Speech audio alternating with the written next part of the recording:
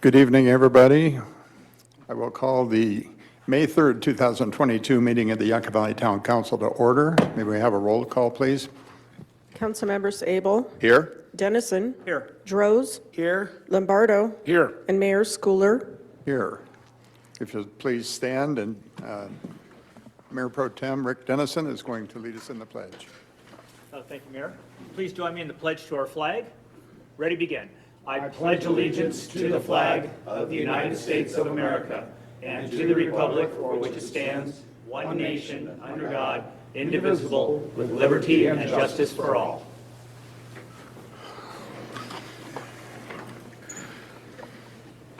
Okay, thank you. First item of business is the presentations, introduction of new town employees.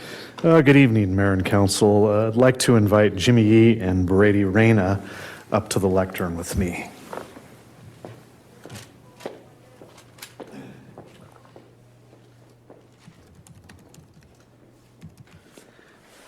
So I'll go through both of these together. On my left, Jimmy Yee. Jimmy joins us and just kind of give a progression from Los Angeles into the United States Army to San Bernardino County Hazmat to now working at the Yucca Valley Animal Shelter as a kennel technician. In that role, he's helping take care of the animals and helping to fulfill our mission of joining animals with owners, whether those are animals that got separated from their owners or new adoptions. So we'd like to welcome Jimmy Yee to the organization at the Yucca Valley Animal Shelter.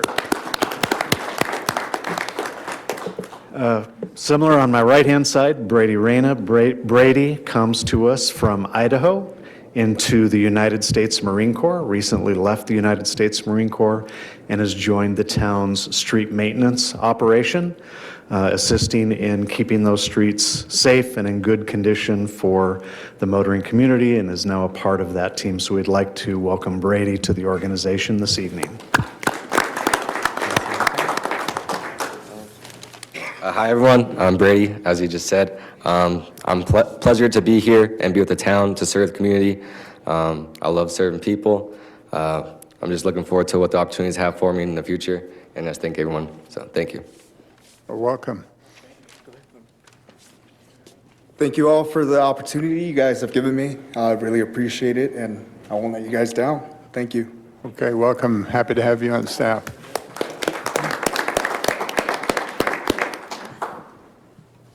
Okay, the approval of agenda. May we have a motion to approve? There we go.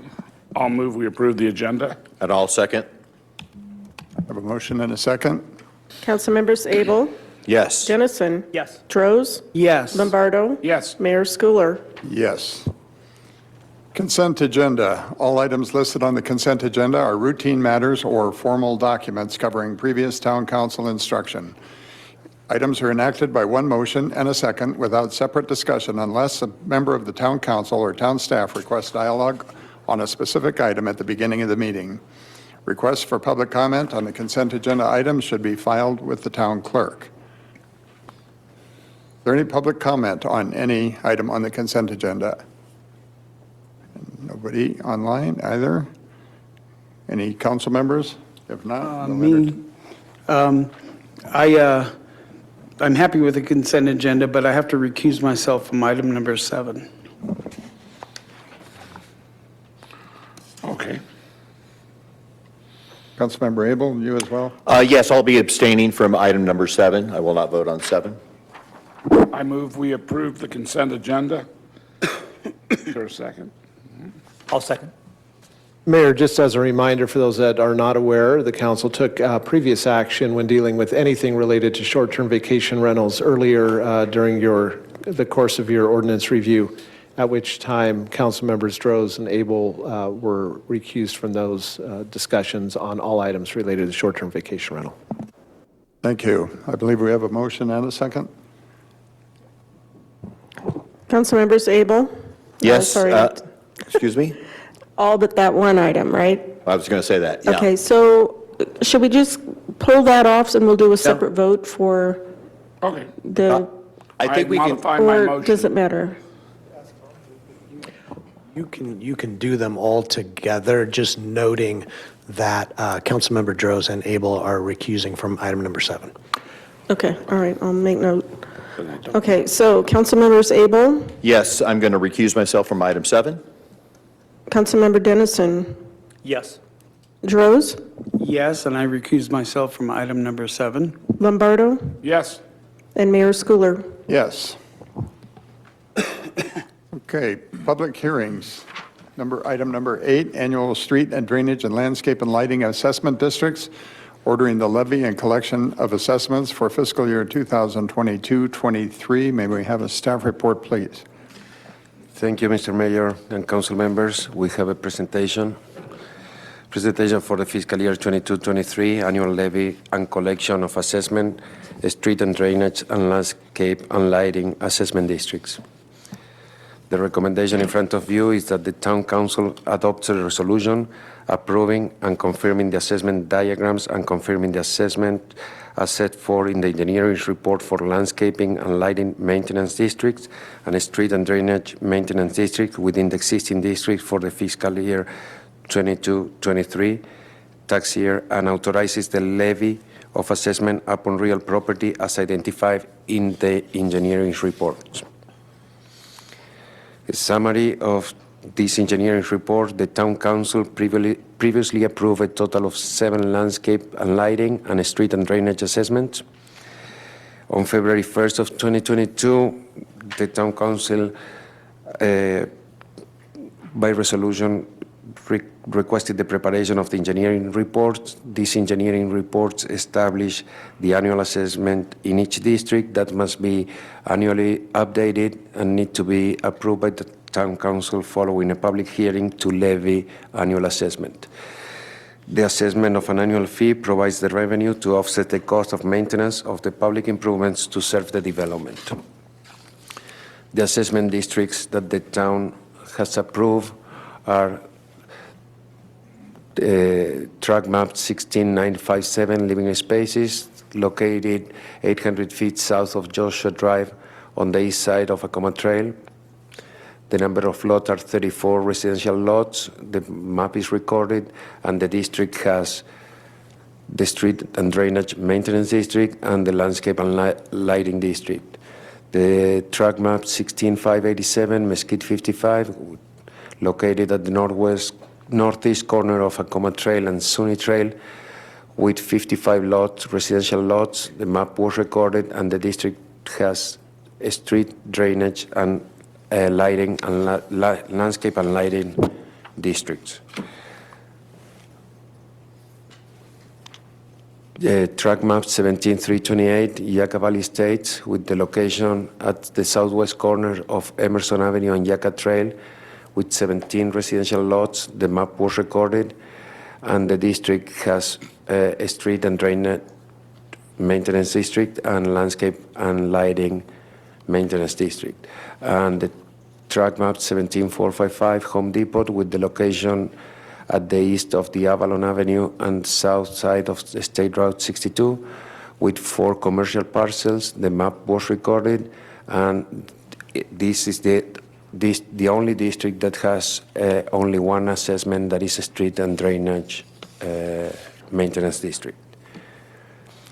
So these are the maps with the location of the 4 street and drainage maintenance districts. We have Home Depot, Yucca Valley Estates, Mesquite 55, and living spaces. This is the map that shows the landscape and lighting maintenance district, Yucca Valley Estates, Mesquite 55, and living spaces. So the annual assessment and levy per EDU for each project will be for Mesquite 55 will be for a total of $67.35 per EDU. For living spaces will be a total of $754.38. For Yucca Valley State will be $60.56, and for Home Depot The total with for the four parcels will be $9,973.65. So the recommendation in front of you is that the Town Council adopts the resolution approving and confirming the assessment diagrams and confirming the assessment as set forth in the engineering report for landscaping and lighting maintenance district and street and drainage maintenance district within the existing districts for the 22-23 tax year, and authorizes the levy of the assessment upon real property as identified in the engineer's report. That concludes the report, and I will answer questions following public comments. Thank you. I will open the public hearing. Is there any member of the public that wishes to comment on this item? Anybody online? No? Seeing none, hearing none, I will close the public hearing and bring it back to council for comment. Any member of the council? Then I will entertain a motion. Mayor, yeah, no questions, but I'll make the motion to approve. I'll second. I have a motion and a second. Councilmembers Abel, Yes. Dennison, Yes. Droz, Yes. Lombardo, Yes. and Mayor Schooler. Yes. Item number 9, resolution number 22, authorization of the levy of a special service tax upon real property within Community Facilities District number 11-1, improvement areas number 1, 2, 3, 4, 5, 6, 7, and 8. May we have a staff report, please? Thank you, Mr. Mayor. Just for this report, I would like to invite Nadia Benali from Web Municipal Finance. She's going to present the report and answer any questions that you may have on the report after public comments.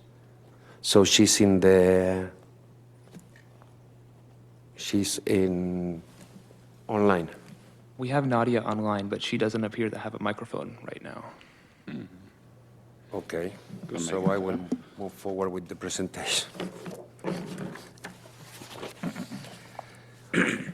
Well, the presentation is the authorization to levy a special service tax upon a real property within the Community Facilities District, number 11-1, improvement areas number 1, 2, 3, 4, 5, 6, and 8 for the fiscal year 2022-2023. The recommendation in front of you is that the Town Council adopts the resolution authorizing the annual levy of special taxes for Community Facility Districts number 11-1, improvement areas 1, 2, 3, 4, 5, 6, 7, and 8 for the fiscal year 22-23. In summary, development projects are approved subject to conditions of approvals that require the formation of maintenance districts.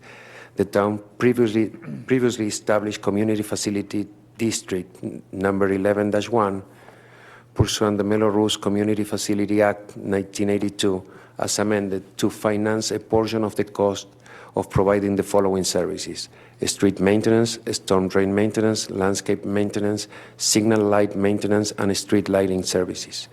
These services are in addition to those provided in the territory within the CFD prior to the formation of the CFD.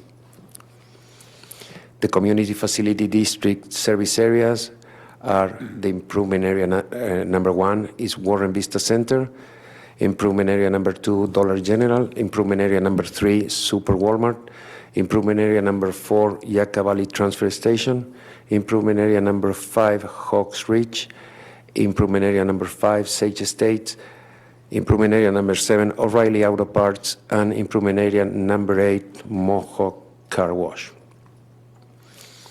The levy of a special service tax, the Town Council acts as a legislative body and is authorized each year by resolution as provided in Section 53-340 of the Act to determine the specific special tax rate and amount to be levied for the current or future tax year, except that the special tax rate to be levied shall not exceed the maximum rate.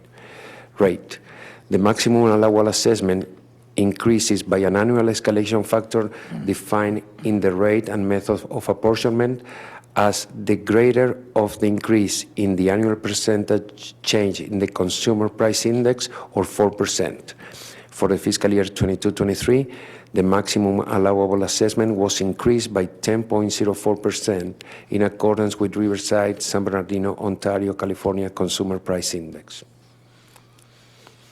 So for a special tax for each improvement area, we have for Warren Vista that the maximum annual special tax that can be levied for that property is $1,178.06, and we are levying this year $1,112.08. For Dollar General, the maximum annual special tax is $1,915.88.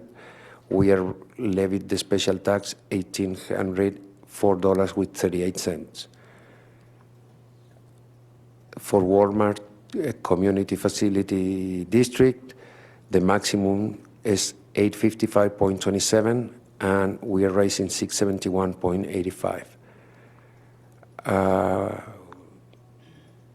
The maximum annual for the Yucca Valley Transfer Station is $2,492.27, and the levied special tax rate for the fiscal year 22-23 is $1,187.92. For Hawks Ridge, the maximum is $2,582.68, and the levied special tax rate for 22-23 is 46.43. For Sage Estate, the maximum to be raised for residential is $879.03, and the levy tax rate is for fiscal year 22-23 is $879.03, and for approved properties is $439.54, and the levied special tax is $439.54. For O'Reilly Auto Parts, the maximum that annual special tax could be $1,856.32, and the levy tax for the 22-23 fiscal year 22-23 is $1,856.32 with 32 cents. For Mohawk Car Wash, the maximum could be $5,442.71, and the levied special tax rate is $3,865.73. So the fiscal impact, the district provides revenue to finance a portion of the cost of providing street, storm drain, landscape, and traffic signal maintenance and street lighting services within the boundaries of the CFD number 11-1. The annual percent change in the consumer price index in the fiscal year 22-23 is 10.04%, in accordance with Riverside, San Bernardino, Ontario, California Consumer Price Index. The maximum allowable assessment for the fiscal year 22-23 is increased by 10.04 as defined in the rate and methods of apportionment when these districts were formed. So the recommendation in front of you is that the Town Council adopts a resolution authorizing the annual levy of special taxes for the Community Facility District number 11-1, improvements area number 1, 2, 3, 4, 5, 6, 7, and 8 for the fiscal year 22-23. That concludes my report, and I will answer any questions you may have. Thank you. Does any member of the public have any comment, question on this item? Seeing none, any member of the council? Seeing none as well, we'll entertain a motion. Do we need to read the title of that resolution? Or no, okay. We'll entertain a motion. Mayor, I'll make the motion to move the item. We have a second by Councilmember Lombardo.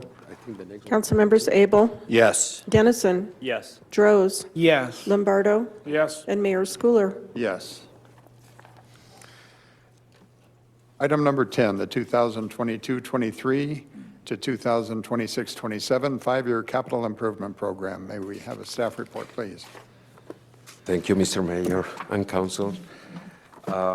This is the presentation for the 5-year capital improvement program, fiscal year 22-23 through 26-27. The recommendation is, as recommended by the Planning Commission, that the Town Council finds that the project is exempt from CEQA in accordance with Section 15378B4 and Section 15061B3 of the California Environmental Quality Act. The capital improvement program is not a project, nor is there a possibility of significant effect on the environment from the program. Further, the CIP does not result in a commitment to any specific project, and it recommends that the Town Council adopts the 5-year capital improvement program for the fiscal years 22-23, 26-27 through 26-27. The capital improvement program is a planning tool for the expenditure of resources for public infrastructure. It is a short-range 5-year plans which identify capital projects, provide the planning schedule, and identifies options for financing the program. The CIP documents identifies the recommended allocation of all towns' limited resources for capital projects for the fiscal years 2022, 2023 through 2026-2027. The existing infrastructure, the analysis and considerations and policies for the 5 years capital improvement program. The 5-year CIP implements the general plan goals, policies and programs by delivering infrastructure in the area of traffic and pedestrian safety, parks and recreation facilities. The 5-year CIP considers the impact of the High Desert Water District wastewater project has on the town road maintenance program in the next 10 years. The 10-year cash flow model street, we have a 10-year cash flow model street maintenance programs that show how the project is going to be, how this maintenance is going to be affected. And parks and recreation facilities, public facilities and town-owned properties included all funded projects with the locals and grant funds. In the 10-year cash flow, the 10-year cash flow model includes all town projects with local and grant funding available, preventive maintenance for the town's road maintenance systems every 5 to 6 years, and projects programmed with SBCTA to be funded within the next 10 years. As you can see in the projection that we have, the town will be in a negative cash balance to maintain roads in the fiscal year 30-31 if no other funds are available. The policy framework for the capital improvement program is to maintain new roads in good or better condition, to limit resources spending in road reconstruction in areas where HCWD will be constructing the wastewater collection system, to monitor HCWD project delivery schedule to establish a date or range of date for no additional maintenance work in the Phase 2 areas. Limited maintenance road work is scheduled over the next 3 years, and this is likely to result in neighborhood concern from the sewer Phase 2 neighborhoods. No additional dirt roads are planned or identified for bringing into the town's maintenance road. The road maintenance cash flow model illustrates negative cash balance in approximately 2030 and 2031 if no additional financial resources are identified. And the work at the former library site and the senior center modernization are anticipated over the next 2 years.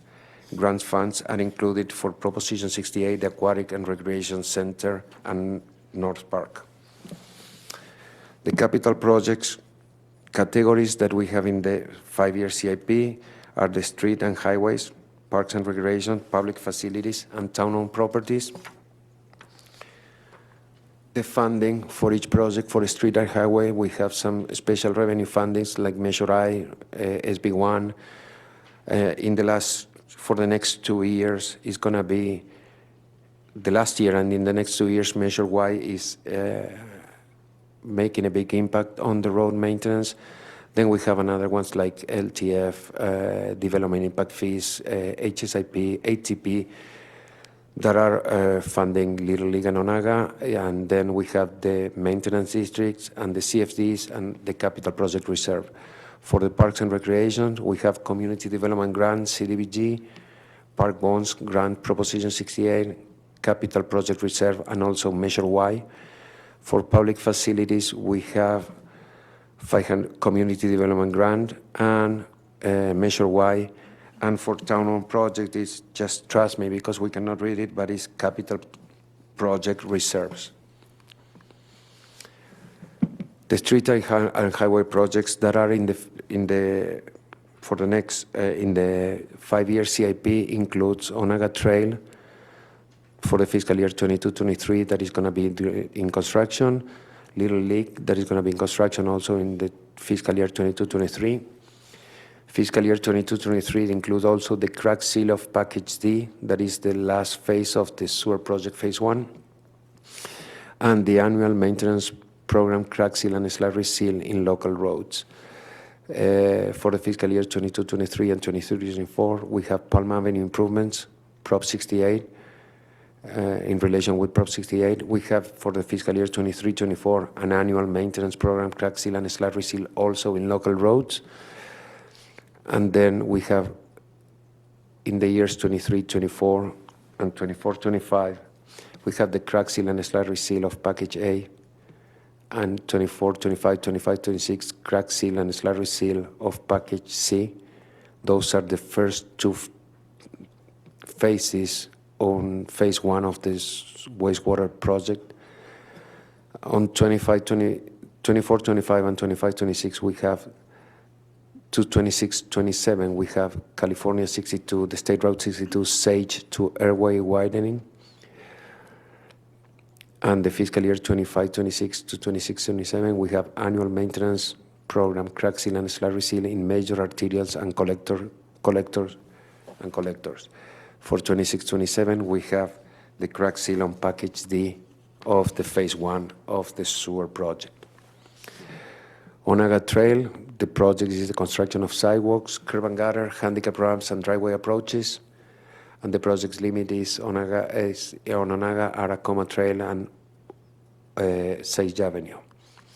For Little League, there is the construction of sidewalks, handicap ramps, driveway approaches, crosswalks, and installation of back road signs, and the project limits are Palm Avenue and Sage Avenue. The crack seal that is scheduled for fiscal year 22-23 is the crack seal of Package D in Package D of the High Desert Water District Phase 1, and this is a maintenance project that is going to be done as the town did it 2 years ago for Package A and C. The local streets for the next year are shown in the map, are north. Some of them are north of 62 and some others are south of 62. And these are local residential roads that they need maintenance, and because of the delay of the High Desert Water District Phase 2, we recommend to do the annual maintenance in those roads. This is a design of Palm Avenue for the improvements of Palm Avenue together moving forward with the Prop 68 project. For Parks and Recreation, we have the following projects: Tri Valley Little League with Aquatic and Recreation Center, Community Center Skate Park, Essex Park, Dog Park Renovation, and Old Town Square. The public facilities are the Senior Center modernization. In the town-owned properties is the Town Hall redesign. Tri Valley Little League is in the term of the 5 years. There is an improvements on the baseball fields and some amenities to the park. For the Aquatics and Recreation Center, we are in the development design phase right now of the building that will have an aquatic center and is planned to have a gymnasium. For the community, the skate park, is the funding that we have is from Prop 68, the per capita grant, and the fund is just to be used for the design of the skate park, the renovation and redesign of the skate park. The dog park renovation at Asic Park, we are in the process of having a community outreach to determine what the community want to see in the dog park, and it's scheduled to be completed by 22-23. Old Town Public Square is the project that was presented to council a few meetings ago, and is the improvements on Yucca Trail and L Trail, just to provide for a place for gathering for residents and also for tourists. The Senior Center modernization, that's to bring the existing structure to a modern structure and complying with ADA new regulations. And the town hall consolidations, we are in the design development phase of the town hall reconsolidation, just for the residents of the town of Yucca Valley to have a one-stop instead of going to two different places for town hall and community development and public works yard. The 5-year CIP total allocation per fiscal year is like, for the fiscal year 22-23, we have $21 million. For the fiscal year 23-24, we have $19 million. And then it goes down in the fiscal year 24-25 to $2.9 million.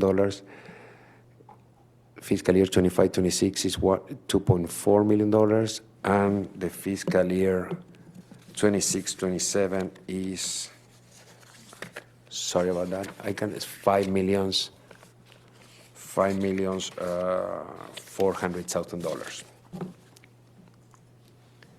The recommendation is recommended by the Planning Commission that the Town Council finds that the project is exempt from CEQA in accordance to Section 15378B4 and Section 15061B3 of the California Environmental Quality Act. The Capital Improvement Program is not a project, nor is there a possibility of significant effect on the environment from the program. Further, the CIP does not result in a commitment to any specific project, and recommends that the Town Council adopt a 5-year capital improvement program for the fiscal year 22-23 through 26-27. That's conclude the report, and I will answer any questions you may have after public comment. Just a couple additional comments, Mayor and Council, if I may. You saw Armando point out in the cash flow model the possibility of negative cash flow around 2030 or 2031. That's a projection based upon known revenues today, based upon everything that we know today. I think the council saw tonight the town's approach to infrastructure. The council took action on ensuring that private land development pays for its maintenance of new infrastructure that's associated with private land development projects. Council took those actions on both landscaping and lighting, street and drainage, as well as community facilities districts. The council also, over the years and continuing today, has directed staff to aggressively seek out grant resources, and as part of those efforts, you saw the results of that tonight on both the Little League and Onaga projects, which are heavily grant funded with outside resources as this town continues to move forward in delivering infrastructure. And then finally, I want to mention the widening of Highway 62 between approximately Sage and Airway, part of SBCTA, or San Bernardino County Transportation Authority, 10-year delivery plan, and multi-millions of dollars coming to the town in support of that overall effort. So again, that negative cash flow is a balance based upon everything we know today. Staff continues to endeavor to push that projection out further years, if at all possible. Finally, you saw a reference to how that cash flow model was established, and it had the statement in there of no additional dirt roads being brought into the system.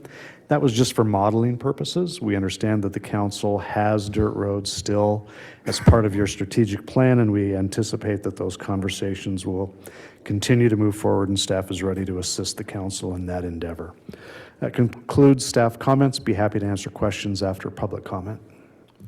Okay, thank you. Any member of the public have any comment or question on this item? Seeing none. Anyone online? No? Bring it back to the council. Council members? Yes. Mayor. Shane, you must have saw the hairs come up on the back of my neck when I saw about no additional roads are planned or identified. I saw something from that side of the room. Oh, good. Well, thank you.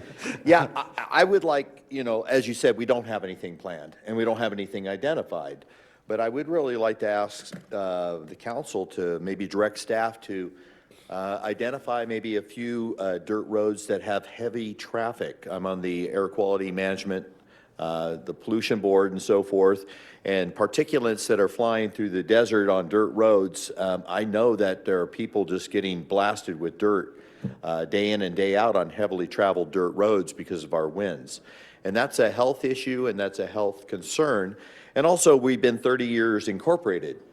And you would think 30 years of incorporation, a resident would maybe expect some of the dirt roads here close to town would start being planned for eventual paving. And I know that we've got so many fantastic projects. I think the 5-year plan is amazing, exciting, aggressive, spot on. But the dirt roads are very much a concern. So I know we're not there yet, but I would like to see if our council would want to perhaps direct staff to start taking traffic counts on a few of these particular dirt roads so we can identify some that might be in a 5-year plan. I know we can't get there overnight, but let's get some of the statistics to see if they're heavily traveled or not, and try to cut down on some of this pollution that's flying around on dirt roads.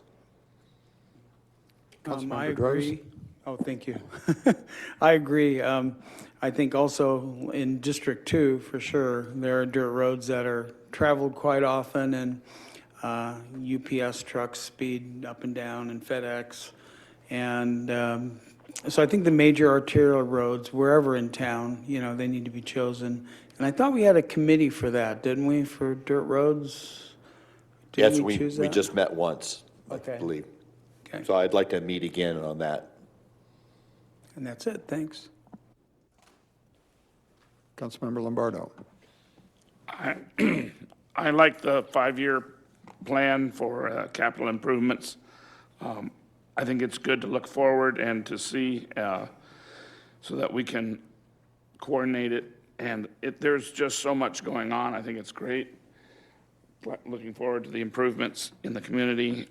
I do like the idea of having some kind of a heads up on what dirt roads we may want to incorporate in the future, either ones where we spend a lot of money on maintenance or ones that are heavily traveled would be my preferences. Mayor Pro Tem. Yes, thank you, Mayor. I want to start off with saying thank you to the public. A lot of this stuff started for many, many years of requests from the public on items that they were looking for more community engagement, as you've heard some of the projects. We talked about the Elk Trail, the Gathering, the North Park, the beginning of that, the Aquatic Center. Those items fall behind our primary responsibilities, in my point of view, which is our public safety services and our infrastructure, which staff talked about infrastructure, maintaining the roads, and we have hundreds of miles of roads, and they do constantly take a lot of maintenance. And the crews are busy doing that, and they're getting better and better every year, even though we have a lot of construction. So I'm very proud of everyone and the ability through the Measure Y. Also, staff briefly mentioned the SBCTA, and that's our transportation authority here in the county, which I'm your representative. And with that, we've worked very hard to bring funding back to the town and the improvements that we see. So some of those things that we have, as mentioned, we have a lot of capacity that's not being handled correctly on the highway. So Sage to Airway is a big project we've talked about. Certainly the road being improved today. Some changes within our community. Yucca Trail is another good one. The ATP funding that we've seen and talk about in the Little League area and Onaga are all beneficial to not just ourselves, but also the tourists that come here, and most importantly, the pedestrian areas that are now safer to walk because we have sidewalks, curb and gutter, and accessible ramps throughout the community becoming more and more present. I had a couple things that I wanted to ask staff on the Essex Park rehabilitation, part of the CIP 22-23. I was looking what that's coming up, and what is the time span for the redevelopment of that project? How long would it be out of service in our community? The project, we are in the phase of reaching to the community to know what the community wants to see in the park.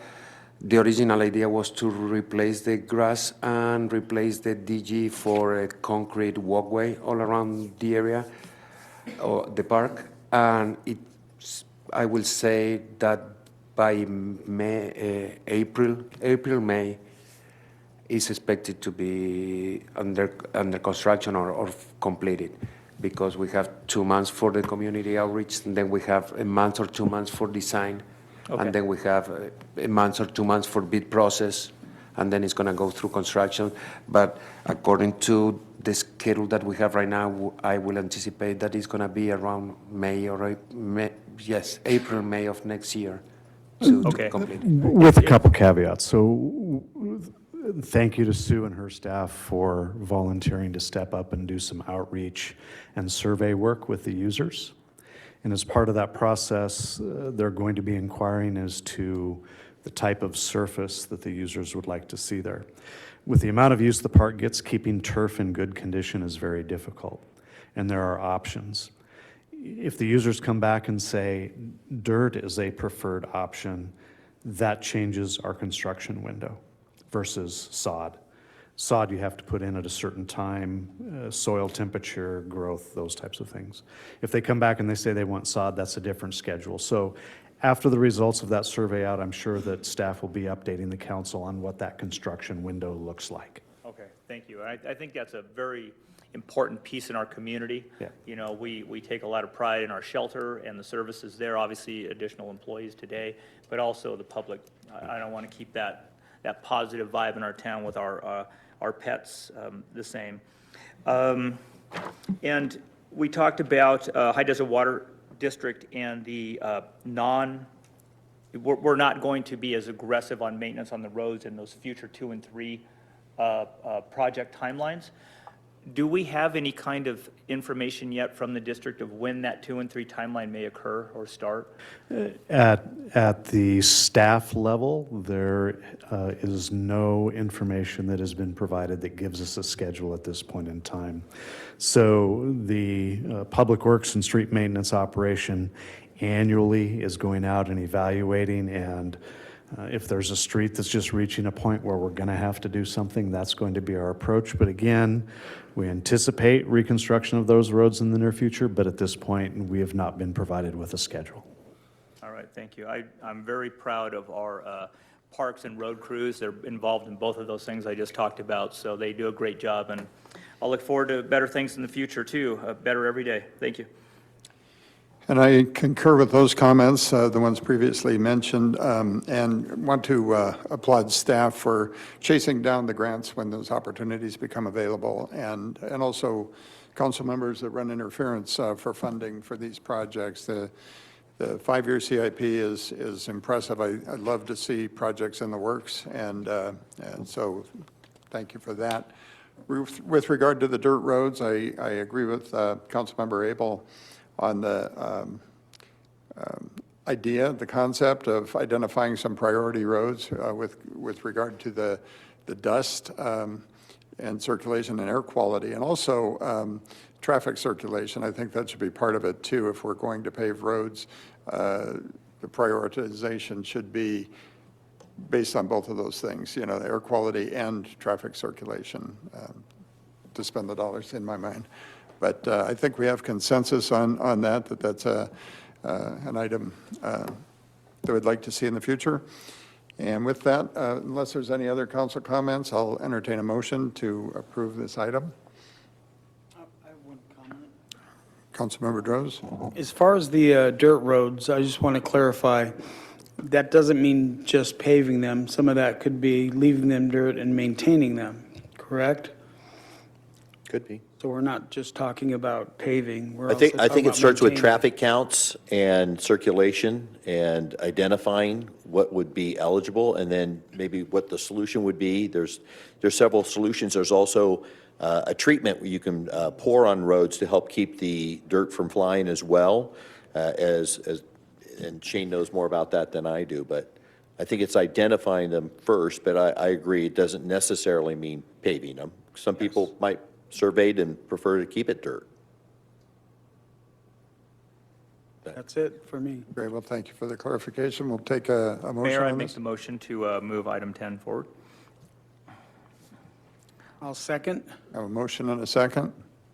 Councilmembers Abel, Yes. Dennison, Yes. Droz, Yes. Lombardo, Yes. and Mayor Schooler. Yes. Item number 11, the fiscal year 2022-24 preliminary special revenue funds budget review. May we have a staff report? Good evening, Mayor and Council. I hope you all are well this evening. I'll be presenting online, so I'll go ahead and share my screen and get started on the presentation.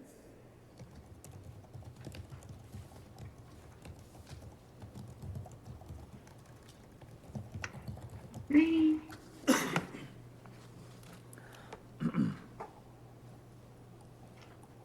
Sorry, my screen is small. There. Perfect. Okay, this evening I'll be reviewing the special revenue fund budgets. This is the draft that will then be reviewed and finalized with budget adoption on May 17th. So the objective for this evening is to review the 2 years of special revenue fund budgets, receive input and comments from the council and public, and then hopefully if there's any directions to make changes to the proposed draft, that we would implement those before the budget adoption again on May 17th. This is the familiar budget cycle, as I usually note at the beginning of these presentations for council and public information. We're currently reviewing the budget impacts and options for the upcoming 2 years. Once the budget is adopted, the cycle will continue and we will monitor results, make changes as needed, and start the cycle over again in 2 years. As a reminder, the special revenue funds are separate from the general fund, and they are derived from specific revenue sources, which are usually either legally restricted to certain expenditures for a specific purpose. Not only is there legal requirements necessary for most special revenue funds, but the separation of these revenue sources and their appropriate expenditures enhance the transparency and accountability for each revenue source. The draft proposed budget includes 25 special revenue funds. They each have a separate set of financial accounts and balance sheets, which are included as an attachment to the staff report, and they're all tracked separately within those worksheets. All of these special revenue funds are also subjected to the town's annual audit and are included in the town's annual financial reports. Some of the major special revenue funds were reviewed this evening, such as the assessment districts. Most of these revenue funds are involved in the capital improvement plan that was just reviewed and approved by council. So most of these will be familiar from what was just reviewed by Armando. But again, some other major revenue funds would be state grant funding, and then also the state gas tax and Measure I funding. And then also we have the Measure Y and Measure Z funds, and then the development impact fees, some federal grant funds, and I'll review all of these in a little more detail as I go through this presentation. One of the major revenue fund sources is those transportation funds that again were just reviewed in the CIP. Those include the traffic safety fund, local transportation funds, gas tax, Measure I, the RMRA funds, and the active transportation program. The total budgeted expenditures for transportation funds is $2.8 million in fiscal year 22-23, and just over $1.8 million in the following year. All of these revenue sources are restricted to solely use for street and road improvements or maintenance. You again just reviewed most of the projects in the CIP, but just as a reminder, some of the major ones included in this budget include the Little League and Onaga safety improvements. These are funded mainly by the ATP grant, but then also some supplemental funding was appropriated from RMRA and Measure I. The Package D crack seal is funded by RMRA funds, and then Package A crack seal is funded by Measure I.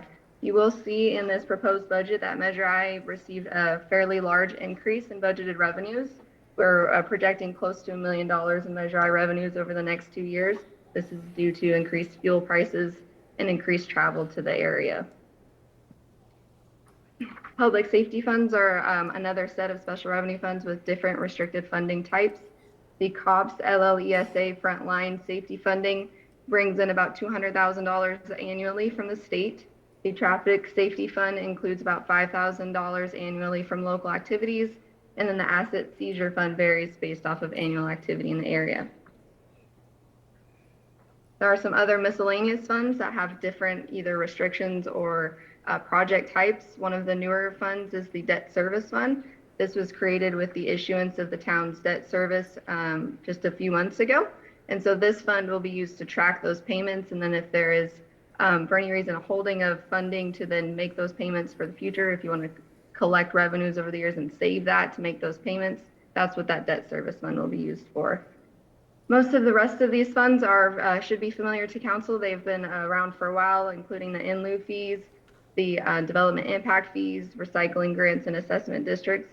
The other newer one is the ARPA Special Revenue Fund, which will be expended in fiscal year 22-23 and then will be closed after that fiscal year. The next few slides will focus on Measure Y and Measure Z. These slides were presented to the Revenue Measure Oversight Commission in early April. So I'll go through these slides to give you details on the budget and spending plan, and then I'll provide you some of their input and comments. So for Revenue Measure Y, the fiscal year 22 and 24 budget and spending plan is planned in accordance with the 3 original goals of Revenue Measure Y, which is public safety, infrastructure, and quality of life. For the public safety funding, there is the contribution of maintenance from the Schedule A contract, and then the continued funding of the detective and sheriff safety specialist positions. So the total funding from Measure Y for public safety costs will be just over $1 million subsequently for both years. The infrastructure funding from Measure Y is increased in the next 2 years. If you remember, there was a reduction during 2020 and 2021 due to planning against any sort of revenue reduction from COVID-19. As we saw, revenues did not decline as much as was projected, so there's additional funding in the Measure Y fund balance. So while Measure Y is available, infrastructure funds were appropriated to move many of these projects forward in the next year.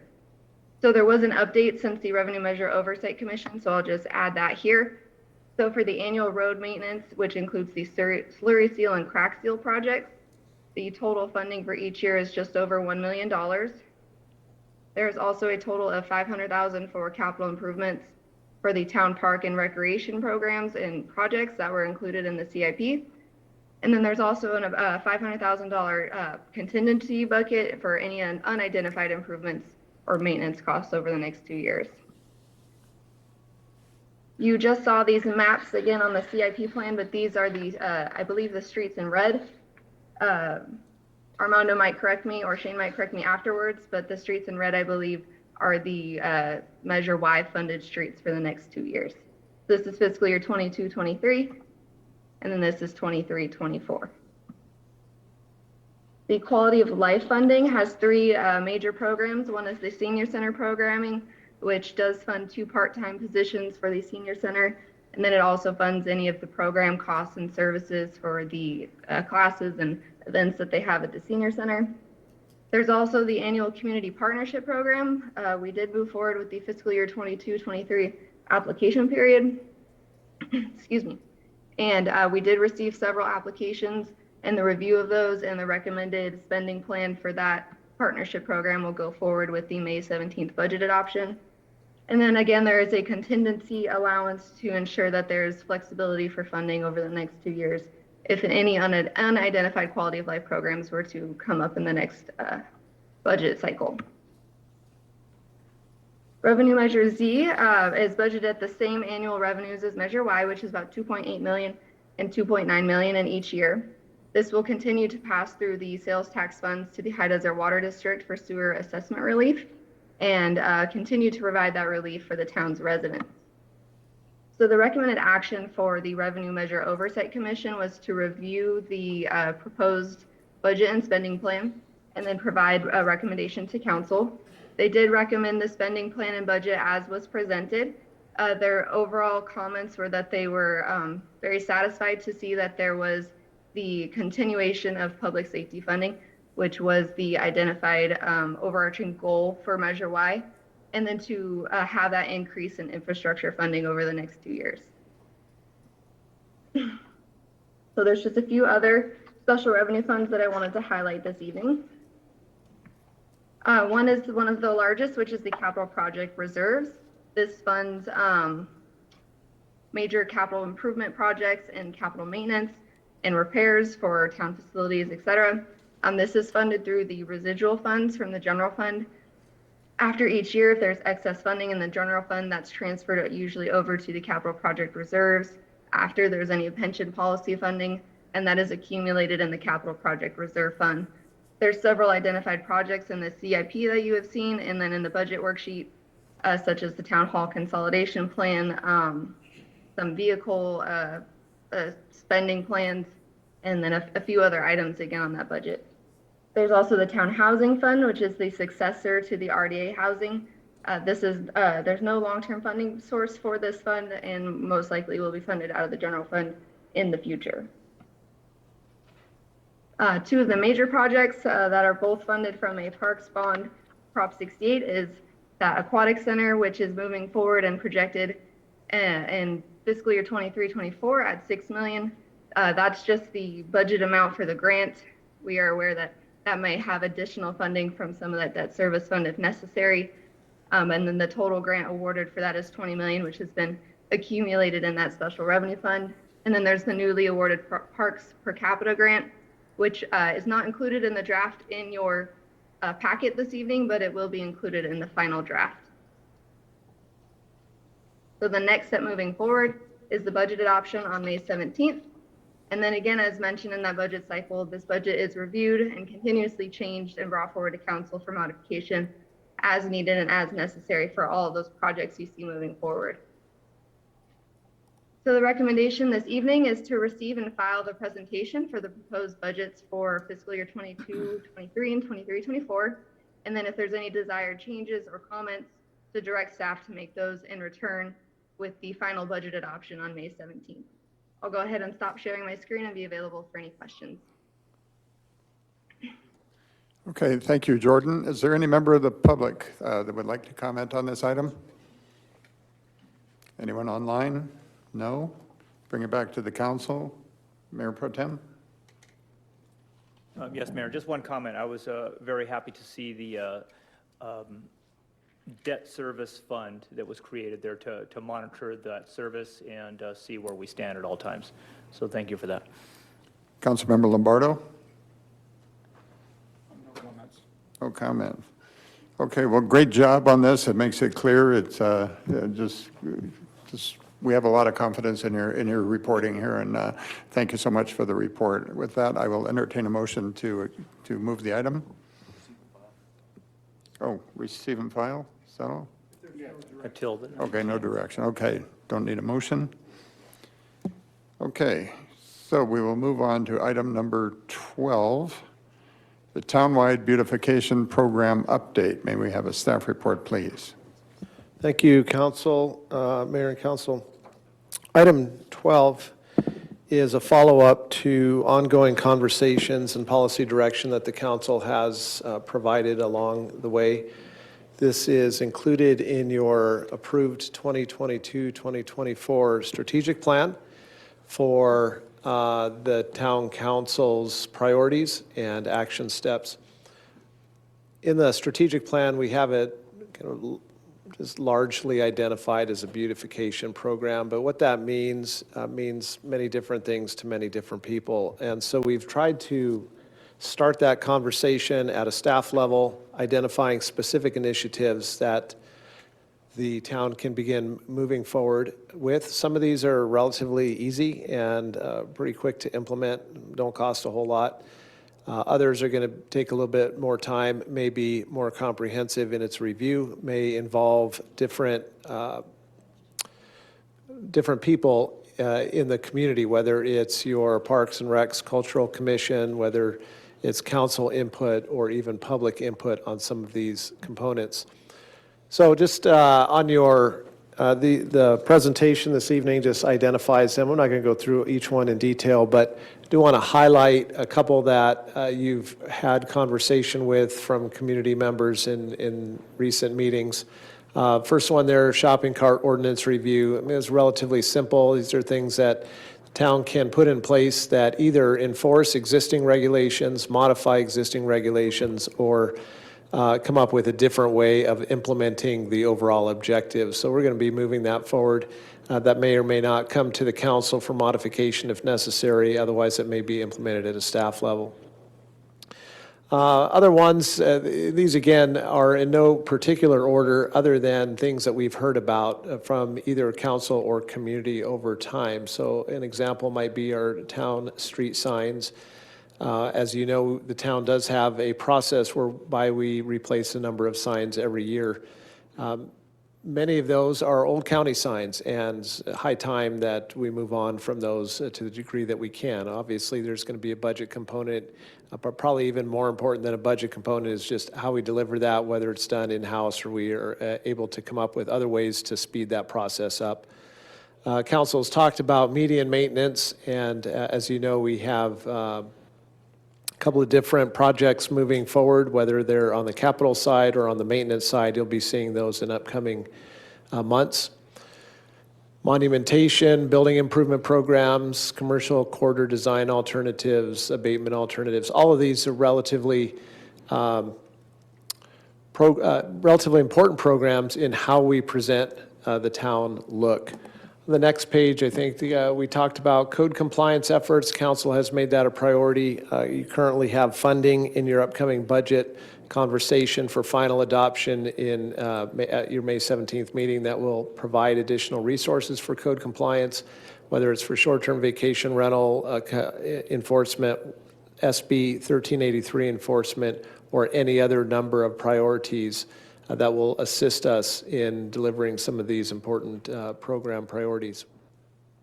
Windblown Trash, I think the mayor in his coffee with the mayor probably heard that during our windy months, almost every meeting for a while.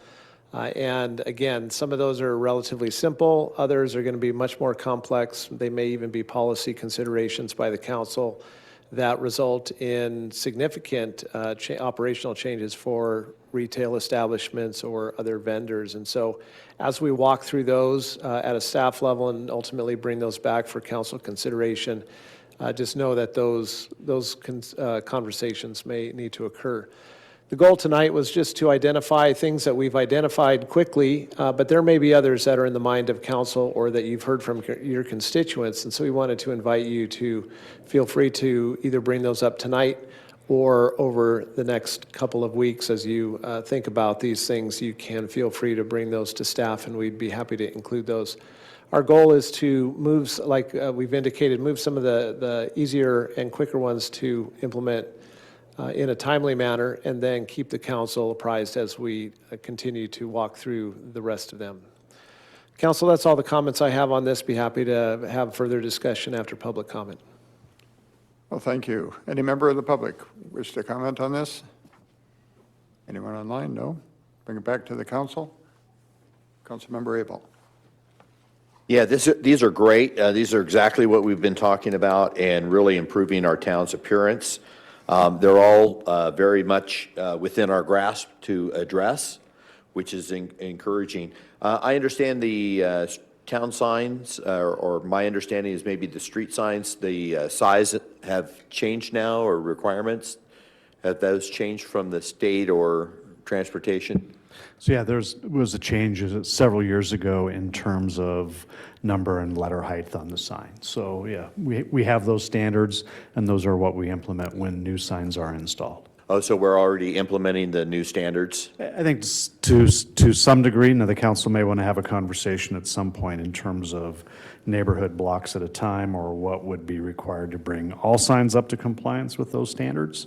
And that's a conversation we're prepared to have at the appropriate time. All right, and as we were talking about later, we'll be talking about this in more detail, but obviously the signs you can't read would be the priority, whether we're redoing the street or not, because of safety and also just availability for as far as people getting around town. A lot of people vacation here now and using a street sign or not having one there or one missing. So it's great that we have that. My question is the target date, completion, or is that a start date?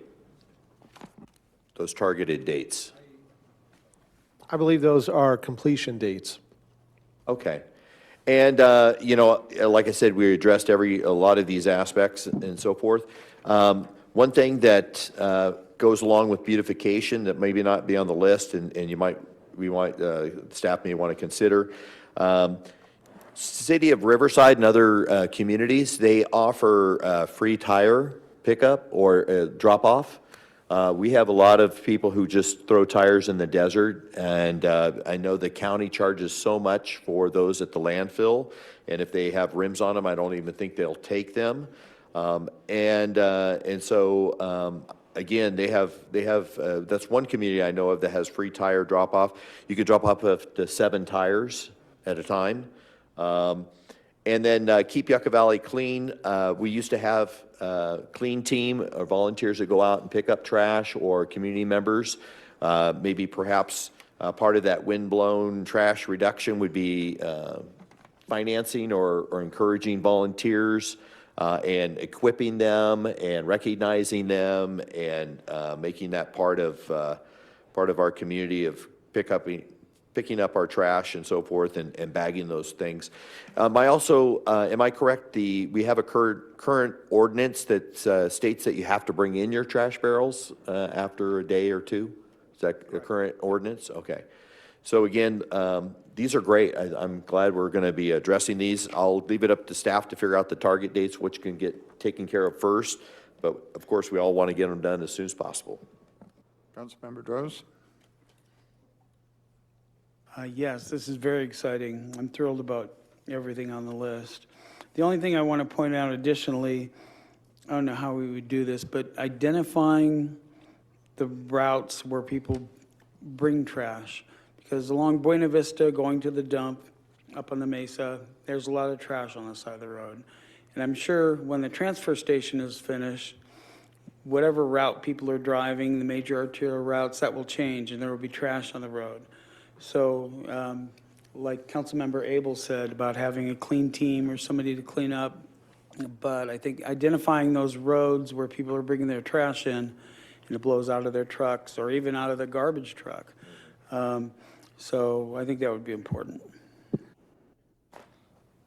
Councilmember Lombardo?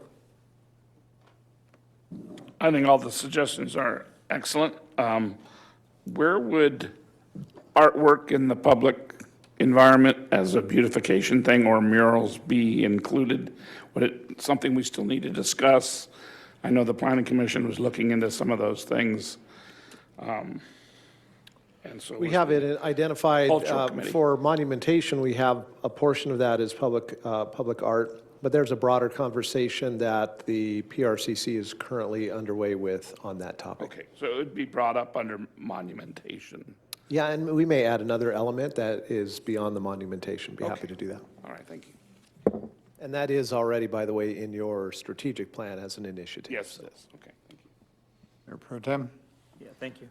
I just wanted to dovetail real quick on Councilmember Abel's comment on signs. Signs are something that I struggled with for many years in my career, trying to navigate the way around our community. We've started off with all different signs, as was mentioned, older county signs and homemade signs and painted signs and laminated signs and different fonts and sizes, and some so creative and beautiful that I just couldn't read them, but they look good. So I'm very excited to see that, and I think it is very important in our town for public safety to make sure that people can find out where they're trying to get to, because not always, even with the navigation on your phones and your cars, does it send you to the right location. Signs always work, whether those systems are up or down. So very important, and thank you, Councilmember, for talking about that. 4x4 posts. Yeah, the 4x4s have probably weathered the storm about the best. So thank you. But one thing on this, I don't talk about it much because it's just my own thing. I like to go walking a lot, and people have mentioned it. I go on walkabout pretty regularly, walk around town and just look, see what's going on. Where are there cracks in the sidewalk, where are the roads messed up, things that look good and bad. And one thing I've identified, and even work with town staff to help clean up, are things that the public has recently come in here and talked about, and that was shopping carts being all over the neighborhood. On the east and the west ends of town, you'll find them. If you go off the highway a little bit and look around, you'll find stuff like that. The illegal dumping of tires and waste and trash, obviously people moving out of their homes or rentals or something, but there's a lot of small dumps.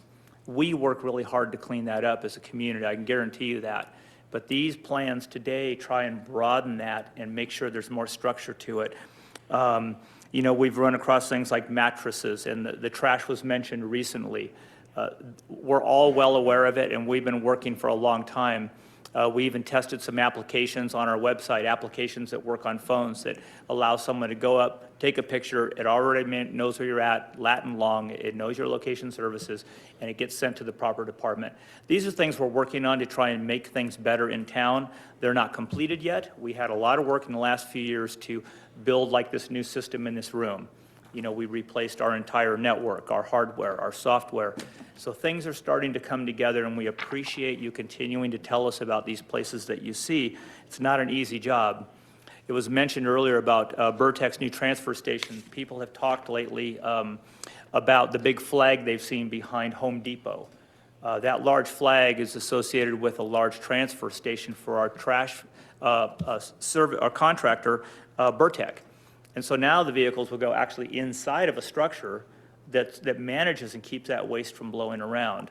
And what we'll be looking for is to make sure that we have a clean slate over there, a beautiful area of desert with very important services, to make sure that it doesn't get full of litter, that we can stay on top of it and keep it clean.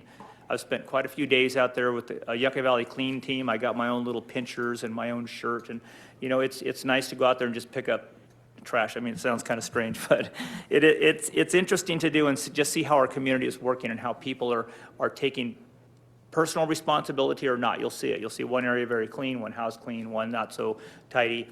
We all have a role to play in it, and I hope you all find the opportunity to keep in touch with us, talk to town staff, tell them the things that are most important to you, and we'll try and get that on the roadmap for success in our community for beautification. Thank you. Well, thank you. I love this list. I think you've nailed it, captured all the major areas that we need to consider. And I really like the prioritization of those things that can be done now or very soon. We've heard, like the town manager mentioned, at Coffee with the Mayor, we hear about the shopping cart issue, shopping carts all over town, graffiti. And those are not just an annoyance, but that's like instant blight when this stuff starts to occur. So whatever we can do to get a hold of those issues and alleviate them as soon as they happen, I appreciate that.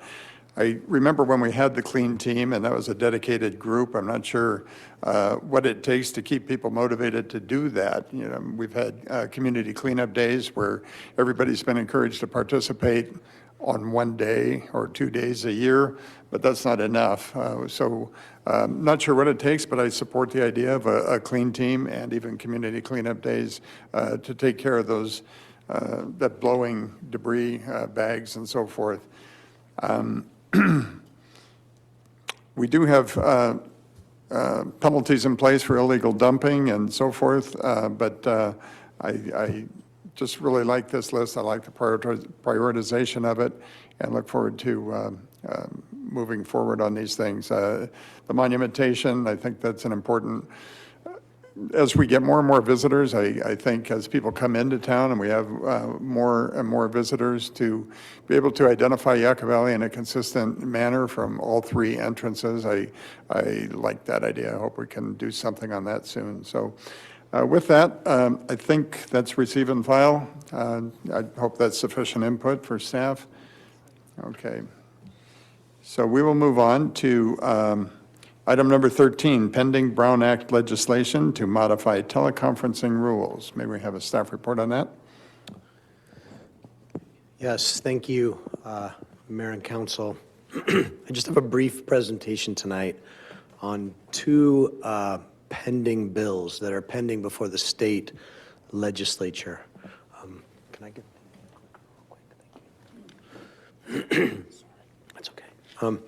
So these two bills will allow, if they are adopted, would allow council members to attend council meetings remotely without following the usual rules and without a state of emergency. So if either are adopted, it would make it more of an accepted practice for council members to attend council meetings remotely. But before I go through the pending legislation, just a quick refresher or a reminder on the current teleconferencing rules. So the Brown Act has a definition for teleconferencing. And it just says that it's when there is a meeting of the legislative body, but the members are in different locations, but they're connected by electronic means, either through audio or video or both.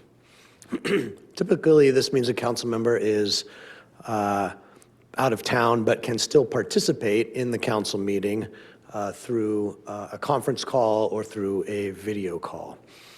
But under these current rules, if a council member is participating remotely, the agenda has to be posted at each location. Sometimes that's a hotel, sometimes that's a home. The agenda also has to identify that teleconference location, has to give the specific address of the hotel or the home or wherever the council member is participating. And then each location has to be accessible to the public. And then finally, under the current rules, the agenda has to allow for members of the public to address the legislative body at that teleconference location. Again, whether it's a hotel or home or wherever the council member is participating. Additionally, as you know, during the pandemic, the Brown Act was amended to allow council members to participate remotely when the state has declared a state of emergency. So that still is in effect because there still is a state declaration of emergency. But these two new pending Brown Act amendments would still allow council members to attend remotely without following the rules that I just mentioned and without a state declaration of emergency. Again, it would make it a little bit more of an accepted practice. So the first bill that is pending, 1944, it's kind of the shorter of the two. It doesn't have as many requirements. It's supported by the League of California Cities. Both are supported by the League of California Cities. And so it says if there is a member of a legislative body that chooses to participate from a location that is not public, then the address of that non-public location does not have to be on the agenda. And the location does not have to be accessible to the public. It goes on to say that when the legislative body has to take an affirmative action, a motion and a vote, and has to have a majority vote to allow a council member or multiple council members to participate remotely. So it takes some affirmative action by the council to engage these new rules. The agenda, though, has to identify which council members will be participating remotely. If the legislative body, by a majority vote, is going to allow teleconferencing in this way, then two things must happen. There has to be a video stream that's accessible to the public. There is a definition of video stream that I'll get to in a minute. And the second requirement is there has to be an option for the public to address the body remotely during each item and during public comment items through either audio, visual, or through a call-in option. So if the council can participate remotely, then the public also has the ability to participate remotely. And then finally, this is the definition of video streaming, and I'm not an IT expert, but it just means that it's media where the data is continuously delivered to the remote user, allowing it to be viewed online without being downloaded. So in order to comply, the video stream that's accessible to the public has to meet this definition. So that's the first one. The second one, 2449, again, also supported by the League of California Cities. It is a little more complicated. It has a few more requirements, a few more guardrails, if you will. And the first main requirement is that the legislative body can use these new teleconferencing rules, but at least a quorum of the legislative body must be in person. from a singular location that is identified on the agenda. So in a 5-member body, you would have to have 3 people in person, and only 2 could participate remotely. So that's something that would need to be probably discussed or planned in advance of each meeting. This bill also says you must have a process to handle requests for reasonable accommodations for individuals with disabilities. And there are other general requirements just on notice and agendas and procedures for disruptions, which I'll highlight. I'll go through a few of them, but not all of them, just some of the main ones. So one of the main ones says that all members attending by teleconference must participate through both audio and visual technology. So does that mean if a council member is participating remotely, that council member must have the camera on? I think it does. It's not 100% clear in this pending legislation, but I think there would be a strong argument that if a council member is going to participate remotely, that the camera would have to be on the entire meeting. Under this bill, also, the agenda has to include an opportunity for the public to attend, either call-in or internet-based option. Again, if the council can attend remotely, then the public can as well. There also, though, under this bill, has to be an opportunity for the members of the public to address the legislative body in person.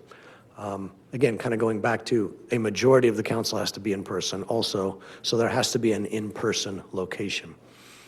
The agenda has to include notice and some instructions on how the public can participate, and just an explanation of how to indicate that you would like to make a comment if you're participating remotely. This bill also says if there's a disruption or if the internet goes down, then no further action can be taken until the issue is resolved. Finally, under this bill, the legislative body cannot require that public comments are submitted in advance.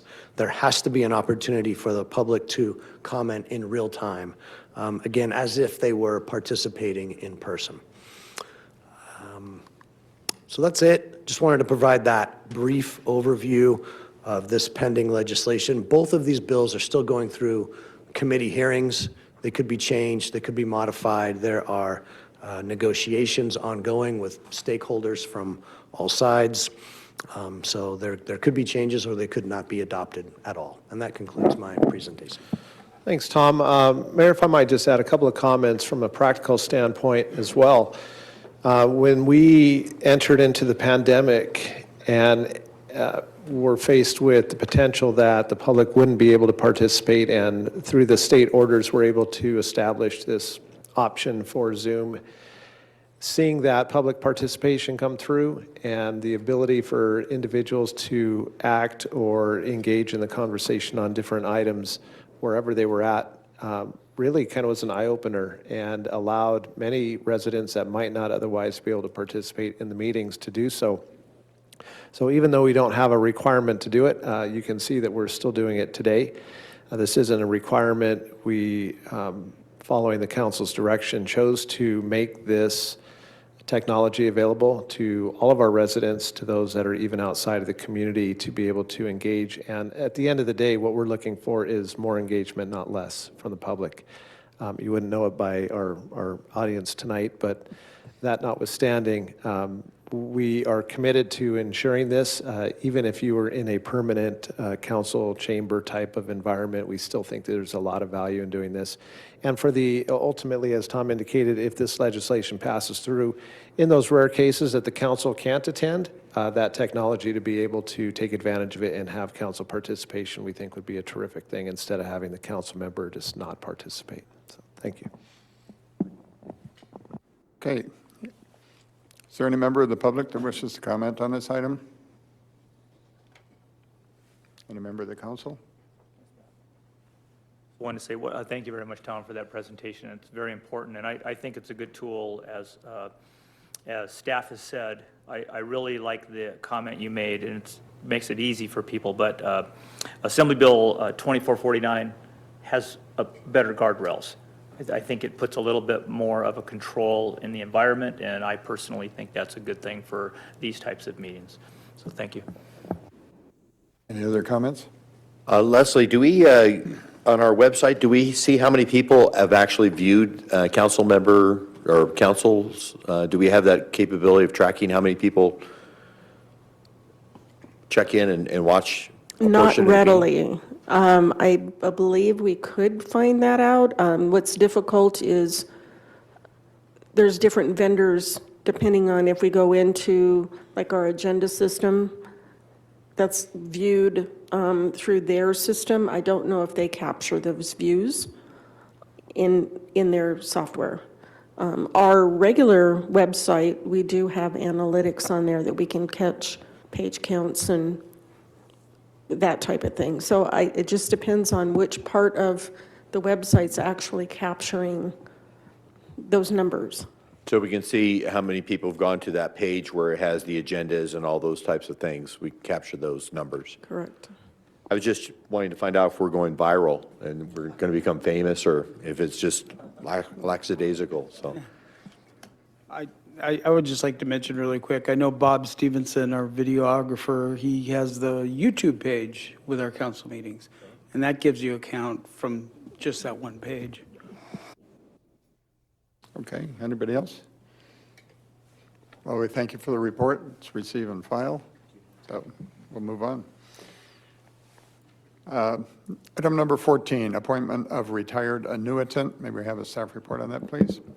Yes, good evening, Mayor and Council. The item before you is the recommendation to adopt the resolution to approve the appointment of retired annuitant Jerry McFeeters sooner than 180 days after his retirement. Mr. McFeeters has been with the town's facilities maintenance department, most recently as a supervisor, for the last 15 years. He will be retiring on July 7th, 2022. The town has actively been recruiting for his replacement and has recently identified a candidate. We wish to employ Mr. McFeeters for a limited duration of time to assist in the transition of his replacement. His long tenure with the town has endowed him with specialized skills and knowledge related to the town's facilities operations, and he also has been very involved in the many current projects that the town has underway. Government Code Sections 7522.56 and 21224 of the Public Employees Retirement Law, which governs CalPERS, allows CalPERS retirees who have been retired for at least 180 days to provide extra help on a limited basis to a public agency that contracts with CalPERS without the retiree being reinstated from retirement. The retired annuitant may also be employed sooner than 180 days if the employer finds that the certifies the nature of the employment and it is necessary to fill a critical need. Should the council adopt the resolution this evening, the resolution and supplemental information will then be sent to CalPERS for approval, as it takes about 30 to 45 days, which is why we're bringing it forward now. So staff's recommendation is the town council adopt the resolution and approve the appointment of retired annuitant Jerry McFeeters for a limited duration to assist in the transition. That concludes the staff report. Staff would be happy to answer any questions following public comment. Thank you. Is there any member of the public that wishes to comment on this? Seeing none, nobody online, bring it back to the council. Anybody? I will just say. Specialized knowledge is hard to come by. We need it. Yeah, I was going to say, if there's any position in the town that this would be a critical need when they leave, I think Jerry's position and Johnny before him, that's a one-man show that knows every HVAC system and every electrical and plumbing situation. And how many buildings do we have? Like 22 buildings or something. And they have to know every inch of the building. So to be able to transfer that knowledge is important. So if there ever was a critical need, this is it. What is the difference between him extending his employment and not retiring versus retiring and then hiring him back? His decision? No, I mean. No, I'm sorry, just that he would like to retire. And then, so then we approached him So his coming back would be a different type of salary, different kind of, different compensation, different requirements? So as within the resolution, so what CalPERS requires is that, and that's why this salary schedule was attached. You cannot provide in the salary less than what the minimum range, step is within the range, and no more than the maximum within the range. So. The biggest issue, if I may, for Jerry is it's a limited number of hours. So he's not going to be here full-time like he is right now. He is going to be available to answer questions. He's going to help review plans. He'll help with his replacement, per se, in the understanding of operations, but the amount of hours that he's working is minimal, and the amount of time he desires or does not desire to spend on site is minimal. That makes it crystal clear. Thank you. And there's no benefits attached to the new position. Right, and it would be no more than a total of 960 hours within the year, so. Right. Can you tell us anything about his replacement, who you have identified? He's currently in the pre-employment process, so I can share more later when. Okay. Thank you. Okay, thank you. Any other comments? If not, I entertain a Yeah, motion. make that motion that we approve Resolution 22, approving the appointment of a retired annuitant, Jerry McPeterson, sooner than 180 days after his retirement. And I'll make the second for the item. Okay, we have a motion and a second. Councilmembers Abel, Yes, and thank you, Jerry. Dennison, Yes. Droz, Yes. Lombardo, Yes. and Mayor Schooler. Yes. Future agenda items. Are there any council members that have any ideas of future agenda items that we haven't discussed already this evening? Seeing none, we move on to public comments. The town council takes this time to consider your comments on items of concern which are not on the printed agenda. When you are called to speak, please state your name and community of residence. Please limit your comments to 3 minutes or less. Inappropriate behavior which disrupts, disturbs, or otherwise impedes the orderly conduct of the meeting will result in forfeiture of your public comment privileges. The town council is prohibited by state law from taking action or discussing items not on the printed agenda. Any public comments? Anybody online? Seeing none, we'll move on to staff reports and comments. This evening, Mayor, we have Lieutenant here. So I'd like to turn it over to the Lieutenant. Thank you for coming tonight. And any update for the council? Yeah, good evening, Mayor and Council. I just want to speak briefly, for anyone that's unaware, about the department's HOPE team. They are the Homeless Outreach and Proactive Enforcement Team. Consists of 4 deputies. Each one has a region of the county that they're responsible for. So once a week, we have one deputy that comes out to the Morongo Basin and contacts the homeless. Once every month to every other month, the entire team comes out and kind of supports that one deputy with services. Their goal, the HOPE team's goal, is to reduce recidivism and costs associated with homeless-related crime. And they do that with, or by offering resources and service providers.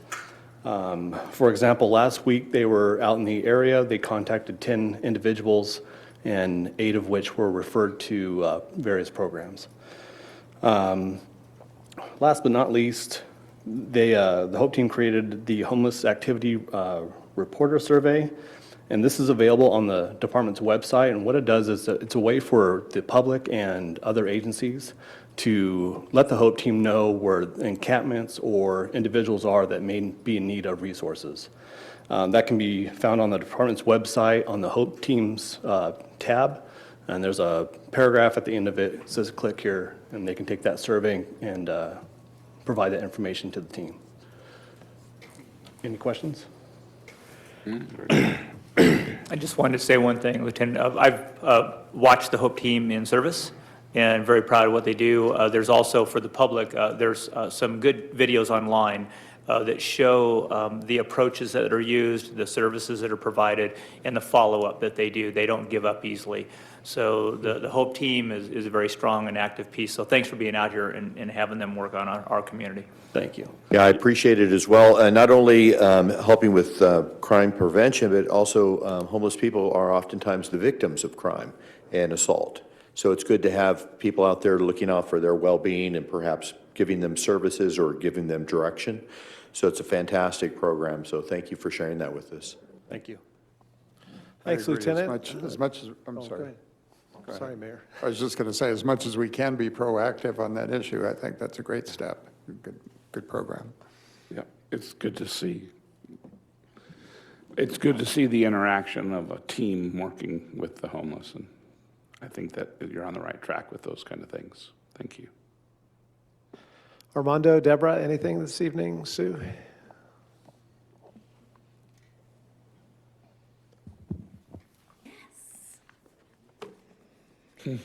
So, talk about fun. This coming weekend, this Saturday, is our Health and Community Resource Fair. So we're returning to in-person. So this Saturday from 10 to 2, this is a partnership that we do with the Morongo Basin Healthcare District. And what a win this is.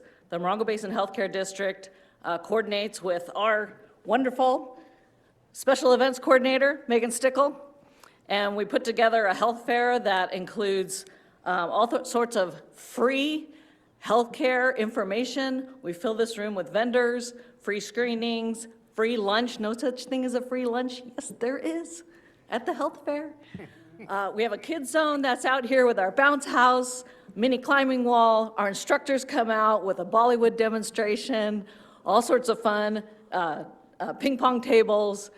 The Youth Commission is back again. They had a parking lot party that was a part of this event previously. So they're coming back and doing the teen parking lot party again. So 2 huge obstacle courses, the inflatable obstacle courses in front of the museum with a taco stand, and make your sticker station with water bottles and a Wheel of Fortune for the teens and all sorts of giveaways. So it's going to be great. And this event has drawn hundreds and hundreds in the last 4 years that we've done it. So we're so excited about being back in person. It's just going to be great. So that's from 10 to 2 this coming Saturday. Also, we want to let everyone know we are accepting registration for the Grub Stakes Run. Get back in there, 10K, 5K, 2K walk. Go ahead and sign up for that. Do want to report that our Youth Commission has been so busy, they're going to be doing an entry in the Grub Stakes Parade, and they just last month finished their second family and teen event here at the community center, where they hosted a movie night and had 125 people packed out here in the courtyard to watch a Disney movie, Encanto, had popcorn, and everyone was so excited they asked when the next one was. So come to the health fair. So it was a great event, and they're working hard and doing a great job. So we encourage everyone to come out and see us this Saturday. So that's what I have. Thank you, Sue. Awesome. Shane, you have anything this evening? Mayor and Council, just a few comments tonight. First, for Brady and Jimmy, hats off to them. They actually stepped up to the microphone and spoke. As you know, public speaking, Americans' biggest fear, they both rocked it tonight. Hats off to them. On April 20th, that was the last day for the town to accept take permits for the Western Joshua Tree prior to the Fish and Game Commission's upcoming anticipated action on that topic. I want to give hats off to the development staff, planning, building and safety, and engineering. Essentially, the last 2 weeks leading up to the 20th, they were at the front counter all day long. And then the last 2 or 3 working days before that deadline, you would see 5 and 6 people on their feet at the front counter all day long, helping customers get in the door and meeting those deadlines in accordance with those adopted regulations. So I just want to acknowledge the staff for the yeoman's job that they did in helping the development community continue to move projects forward with that deadline that was pending. Just as an indication, coming up on the Planning Commission's special meeting for May 9th, which is the last meeting, there are 24, the last report, there was 24 consent agenda items and 24 department reports, all related to native plant permits and Western Joshua Tree permits. So an extensive agenda. On that topic, as the council is aware, Fish and Game Commission is going to be meeting in June. We anticipate that they're going to take action, but their action is not final until the subsequent meeting. And that meeting would be scheduled for the 2-day period of August 17th and 18th. At that time, that's when they adopt their formal findings, which solidifies and makes the final action. So we still have several steps to go through in their process, and we'll be watching and participating in the council. We will be kept updated. We have reached out to Fish and Wildlife staff, and we have ongoing discussions about what type of standards can we use in this interim period for continuing to issue ground disturbing permits. We don't have any answers. The conversation is ongoing. We're working towards those answers, but just to give you an idea of the magnitude, complete avoidance is defined by the state as 300 feet. As you know, that's not workable here. They do individual analysis on a 93-foot radius or 186-foot diameter from each individual tree. As you can imagine, that's not workable here. So an alternative has to be identified, and staff is having those ongoing conversations. North Park is moving forward, and I'm sure the council will have comments on that this evening. Majority of the work is completed on the senior center project. They're just wrapping up what I would call the final fine-tuning of the project, and hopefully in a couple weeks we'll be able to get that facility opened back up for use and operation. That concludes my staff comments. Thank you. Thank you, Shane. Appreciate that. Just a couple items, Mayor and Council. So Sue brought up a number of different activities. Probably the best way to keep up to date is make sure you have a Twitter or Facebook post on your phone.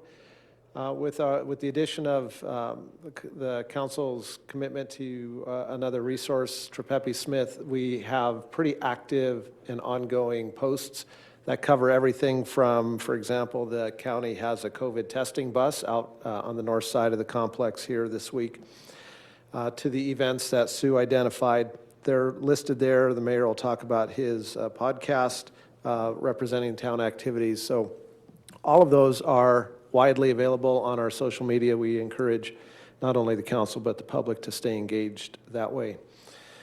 Upcoming in your second meeting in June, on June 21st, the town staff's pretty excited to bring you the schematic design update on Prop 68 Aquatics and Rec Center. So that's going to be a lot of fun. I think you'll be blown away by what you see. And we are, as we're going through that process, and looking forward to it. I guess you can compare and contrast that with an evening like tonight, where we're talking about assessment districts, we're talking about community facility districts, special revenue funds, and 10-year forecasts on public infrastructure.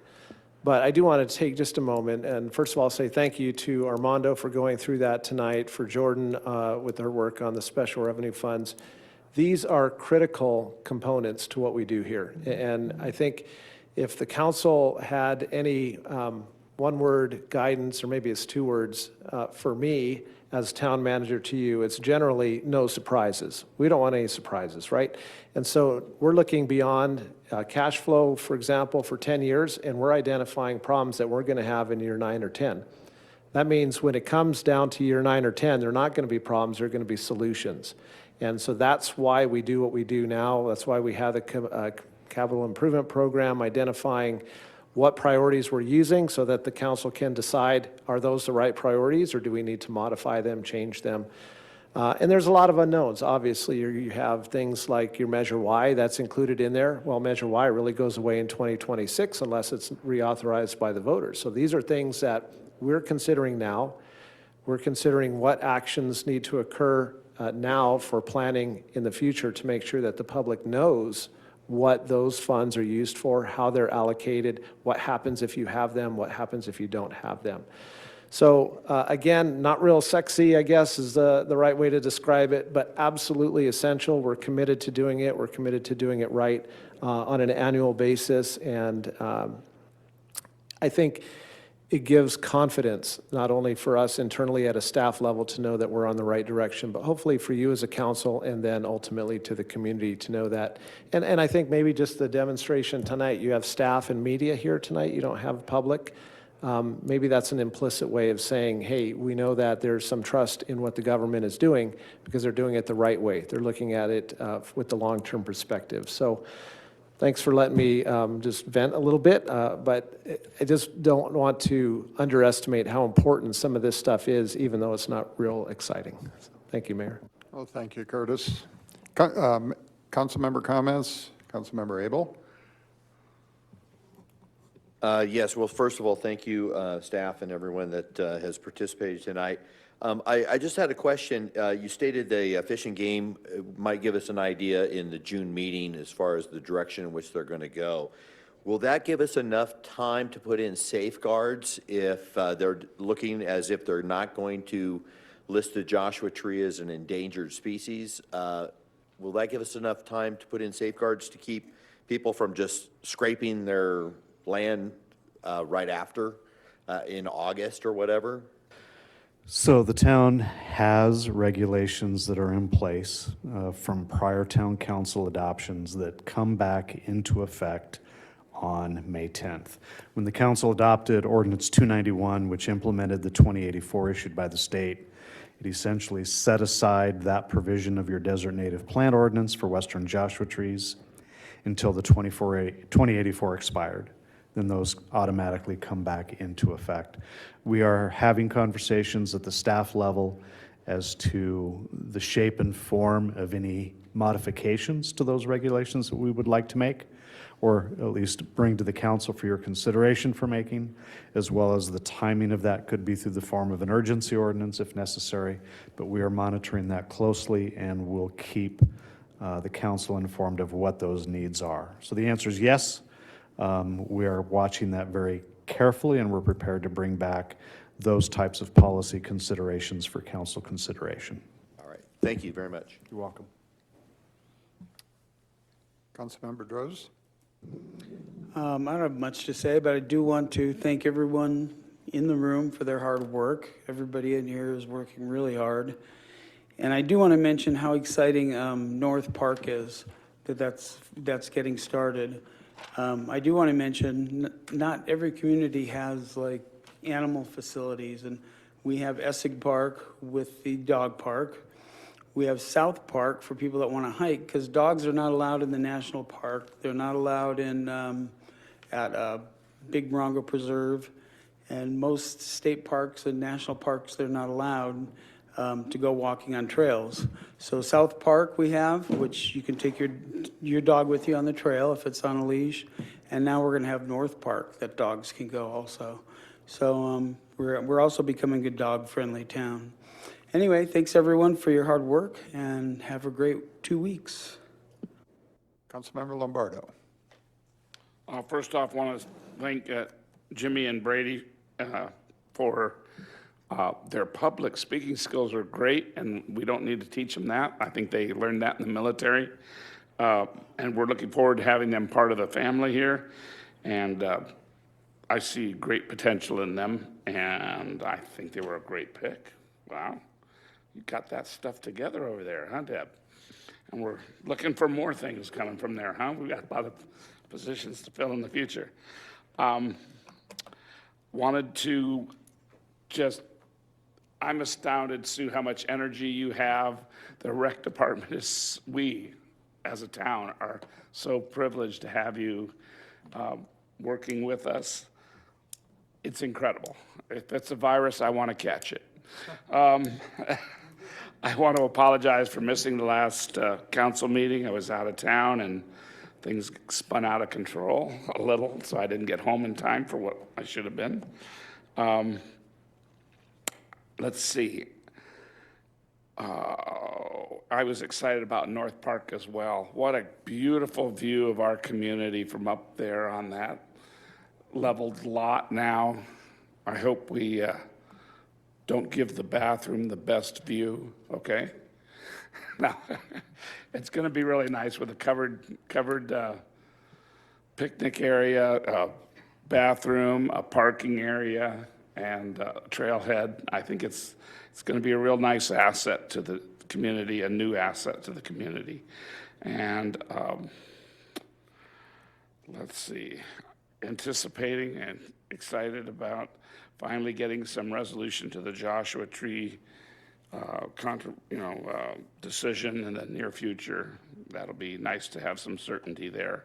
And regardless of how it's decided, that I'm sure our town still wants to protect them, but not quite at the level that total abstinence of touching them. I think that was a little bit ridiculous. What else? I think that's it for now. Lots of things happening. Thanks, everybody, for your efforts to make this all possible. Okay, Mayor Pro Tem Dennison. Yes, thank you. I too, I just want to echo on about a 7-year journey that was started here with the council and staff, and that was where we're at with North Park today.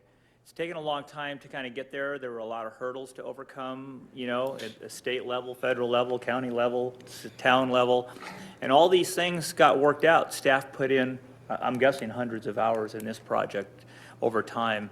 And to get to this point, it's going to be a wonderful place for those that like to, as Councilmember Droz said, like to go out and hike in areas that are a little bit different. It's kind of a beautiful area. It is. It goes up into BLM land. There's lots of hiking trails. And now there's a facility, a landing area, where people can actually check in. They can feel confident that if something were to occur, there's some kind of method or tool to follow up.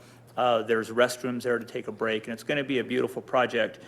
So as it moves along, you'll get more updates, and you'll get to see what you have helped us provide the tools to do. And I think it's a really good move forward. Welcome to Jimmy and Brady, of course. I'm so glad that they're here helping us at the shelter, which, as was said, we have one of the best shelters around. It's beautiful. And then also out there on the road crews, I know that they need guys that are younger. Succession planning has happened, as Deborah has talked about today. We have things that we deal with in that.